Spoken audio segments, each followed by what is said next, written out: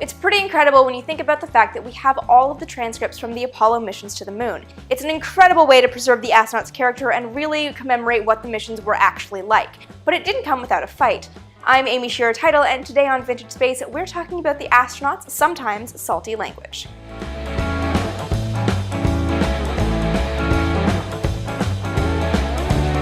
In the early 1960s, rocket launches weren't presented to the public in real time.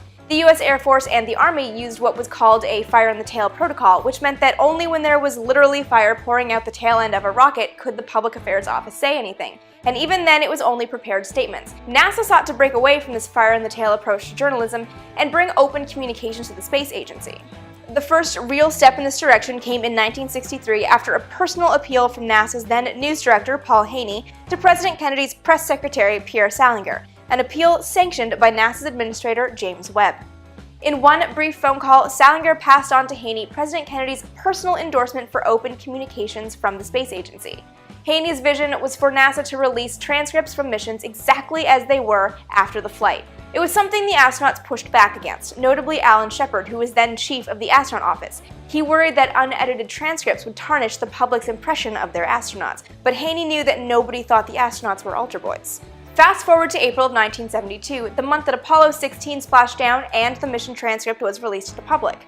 At least one of them was. There were as many as 4 transcripts created from every Apollo mission. One was the air-to-ground transcript between the crew and Houston, one was from the Public Affairs Office, which was public updates coming from the space agency, and there was one from each spacecraft, one inside the Command Service Module and one inside the Lunar Module. These conversations inside the spacecraft were things that NASA didn't really want to release publicly, more because the crew would be discussing individual instruments inside the cockpit that the space agency didn't necessarily want to be made public. That air-to-ground transcript, however, was the one that NASA did release, and knowing that it was on that loop, the astronauts did seem to self-censor, because the conversations inside the spacecraft were a little bit more freeform that you would expect from men going to the moon. However, there was the odd time that an astronaut would forget he was on the air-to-ground loop or not realize that his mic was hot. It happened to Apollo 16 Commander John Young. While walking around on the moon, Commander John Young made some comments to Charlie Duke regarding the high amounts of fruit in their diet.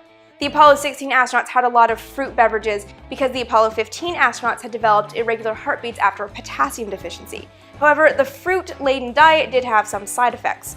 As Young said to Duke, not realizing that his mic was hot, "I have the farts again. I've got them again, Charlie. I don't know what the hell gives them to me. I mean, I haven't eaten this much citrus fruit in 20 years, and I'll tell you one thing, in another 12 fucking days, I ain't never eating anymore." In the transcript that NASA released after the mission, this statement was just cleaned up a little bit.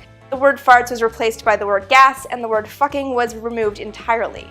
However, the audio clips from these missions still exist, so we can preserve what actually happened on the moon. Because going to the moon was a human endeavor, and the astronauts were human, and nobody's perfect.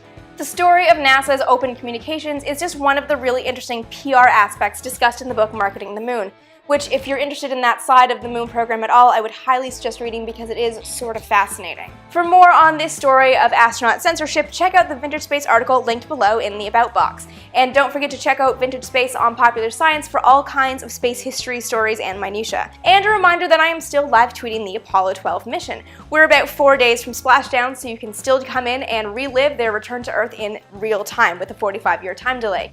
Follow me as AST Vintage Space on Twitter for those updates, as well as all kinds of space updates all the time. And don't forget to subscribe right here so you never miss another episode.